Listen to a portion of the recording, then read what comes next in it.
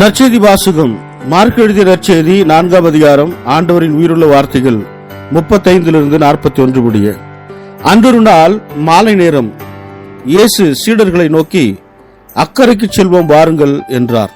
அவர்கள் மக்கள் கூட்டத்தை அனுப்பிவிட்டு படகில் இருந்தவாறே அவரை கூட்டிச் சென்றார்கள். வேறு படகுகளும் அவருடன் சென்றன. அப்பொழுது ஒரு பெரும் புயல் அடித்தது. அலைகள் படகின் மேல் தொடர்ந்து மோத அது தண்ணீரால் நிரம்பிக் கொண்டிருந்தது. அவரோ படகின் பின்பகுதியில் தலையணை வைத்து தூங்கிக் கொண்டிருந்தார்.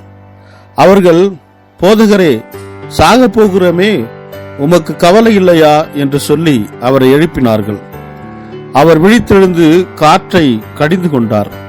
கடலை நோக்கி, இறையாதே, அமைதியாயிரு என்றார். காற்று அடங்கியது, மிகுந்த அமைதி உண்டாயிற்று.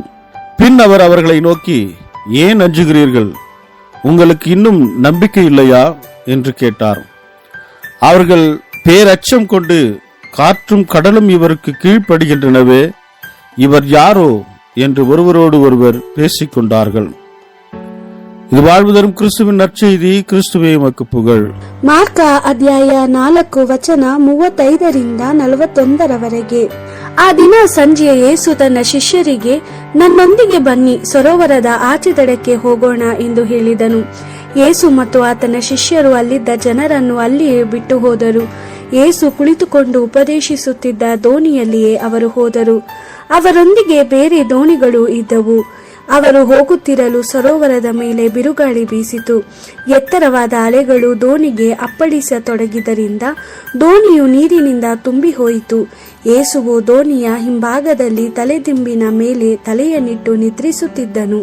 ಶಿಷ್ಯರು ಆತನ ಬಳಿಗೆ ಹೋಗಿ ಆತನನ್ನು ಎಬ್ಬಿಸಿ, ಗುರುವೇ, ನೀನು ನಮ್ಮ ಬಗ್ಗೆ ಚಿಂತಿಸುವುದಿಲ್ಲವೇ? ನಾವು ಮುಳುಗಿ ಹೋಗುತ್ತಿದ್ದೇವೆ ಎಂದರು. ಯೇಸು ಎಚ್ಚೆತ್ತು ಬಿರುಗಾಳಿ ಮತ್ತು ಅಲೆಗಳಿಗೆ, ಪ್ರಶಾಂತವಾಗಿರಿ, ಮೊರೆಯದಿರಿ ಎಂದು ಆಜ್ಞಾಪಿಸಿದನು. ಆಗ ಬಿರುಗಾಳಿ ನಿಂತು ಹೋಯಿತು ಮತ್ತು ಸರೋವರವು ಪ್ರಶಾಂತವಾಯಿತು. ಯೇಸು ತನ್ನ ಶಿಷ್ಯರಿಗೆ, ನೀವೇಕೆ ಹೆದರುತ್ತೀರಿ? ನಿಮ್ಮಲ್ಲಿ ಇನ್ನೂ ನಂಬಿಕೆ ಇಲ್ಲವೇ ಎಂದು ಕೇಳಿದನು. ಶಿಷ್ಯರು ಬಹಳ ಭಯಪಟ್ಟು, ಈತನು ಯಾರಿರಬಹುದು? ಗಾಳಿ ಮತ್ತು ನೀರು ಸಹ ಈತನ ಮಾತನ್ನು ಕೇಳುತ್ತವೆಯಲ್ಲ ಎಂದು ತಮ್ಮೊಳಗೆ ಮಾತಾಡಿಕೊಂಡರು. ದೇವರ ವಾಕ್ಯವಿದು. ದೇವರಿಗೆ ಕೃತಜ್ಞತೆ ಸಲ್ಲಲಿ. Gospel according to Mark chapter 4 verse 35 to 41.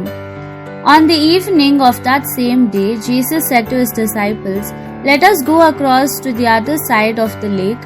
So they left the crowd. The disciples got into the boat in which Jesus was already sitting, and they took him with them. Other boats were there too.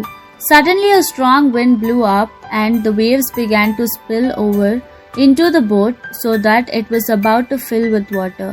Jesus was in the back of the boat, sleeping with his head on a pillow. The disciples woke him up and said, "Teacher, don't you care that we are about to die?" Jesus stood up and commanded the wind, "Be quiet." And he said to the waves, "Be still."